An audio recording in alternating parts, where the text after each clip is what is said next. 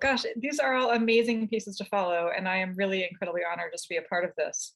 I'm Robin Talley, and like Nicole, I am a former Lambda Fellow. This year, I am working with a young adult cohort, which I'm really excited to be doing. I am a white woman with long brown hair, and I'm wearing a blue and red tank top and blue earrings and black glasses. Behind me is a white door and a bed and a Jackson Pollock painting and a shadow box portrait of my wife and me in our wedding dresses. And I am reading tonight from my novel that came out last year called Music from Another World. This is historical fiction set in 1977. And yes, in young adult fiction, 1977 is historical fiction. I'm going to be reading a diary entry written by a teenage girl named Tammy living in Orange County, California. Tuesday, June 7th, 1977. Dear Harvey, I hope it's okay for me to call you Harvey. In school, when they taught us to write letters, they said adults should always be addressed as Mr. or Mrs. But from what I've read in the newspaper, you don't seem much like the adults I know. I'd feel wrong calling you Mr. Milk. Besides, it's not as if I'm ever going to send you this letter. I've never kept a diary before, but things have been getting harder lately, and tonight might be the hardest night of all. I need someone I can talk to, even if you can't answer back. Plus, I told Aunt Mandy I couldn't join the prayer circle because I had too much homework.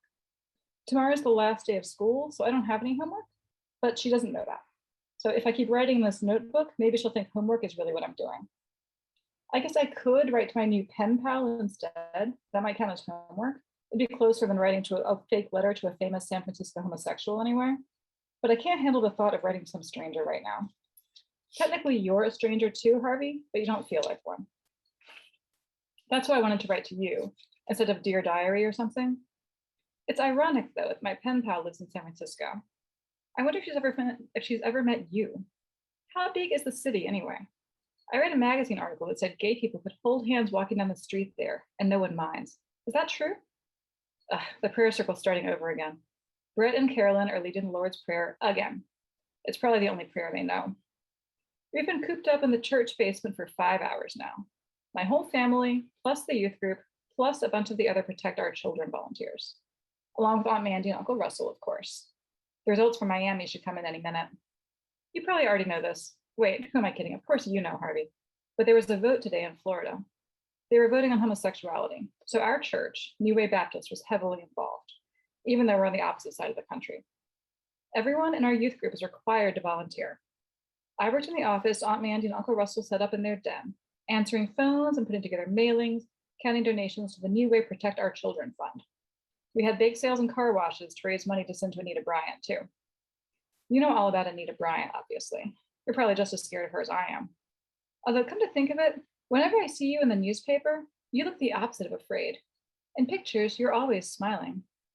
Don't you get anxious having everyone know? I'm terrified all the time. No one even knows about me yet. I hope they never find out. Maybe I should pray for that. Ha. Okay, the Lord's Prayer is over, and now Uncle Russell is making everyone silently call on God to save the good Christians of Florida from sin. I hope I can keep writing without getting in trouble. Ugh. Look at them all, showing off how devout they are. The only people in this room who aren't clasping their hands in front of them and moving their lips dramatically are me and Aunt Mandy.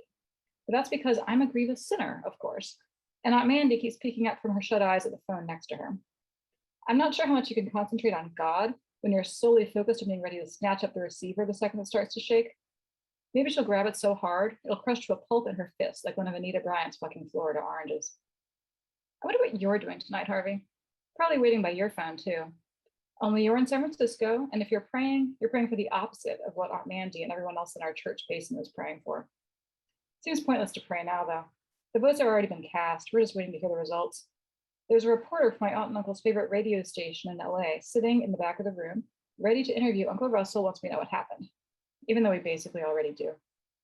My mom showed up at the church tonight with a box of balloons from the supermarket, but Aunt Mandy wouldn't let anyone touch them until the official announcement. So at the moment, the box is sitting in the closet under a stack of old communion trays. The second that phone starts to ring, though, I just bet Aunt Mandy's going to haul out that box and make us all start blowing up those crappy balloons. I wonder if you've heard of my aunt. She wants you to. She knows exactly who you are, of course. You're her enemy. Which makes me your enemy too, I guess.